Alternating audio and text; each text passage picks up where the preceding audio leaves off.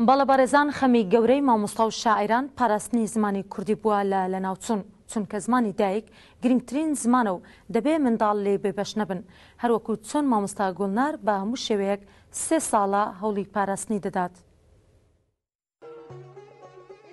زمانی کوردی لە ناوزۆرێک لە زمانەکانی جیهان لە پلەی 168مین زمانە چەلەکەکانی جیهاندایە، بەڵام بەهۆی ڕەتکردنەوە و قەدەغەکردنی لەلایەن دەوڵەتە داگیرکەر و زۆردارەکانەوە هەمیشە ڕوبەڕووی مەترسی بۆتەوە. بۆیە خەمی گەورەی مامۆستا و شاعیران پاراستنی زمانی کوردی بووە لە ناوچوون چونکە زمانی دایک گرنگترین زمانە و دەبێ منداڵ لێی بێبەش نەبن. هەر لەو چوارچێوێدا و بە مەبەستی پاراستنی زمانی دایکیش مامۆستایەک لە وڵاتی کازاخستان بە ناوی گوڵنار ئازادی بە هەموو شێوەیەک هەوڵی پاراستنی ئەو زمانە دەدات.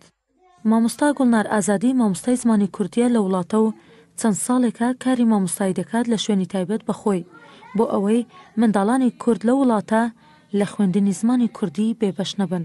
بۆ ئەوەی منداڵانی کورد لە وڵاتە لە خوێندنی زمانی دایکیان کە زمانی کوردیە بێبەش نەبن.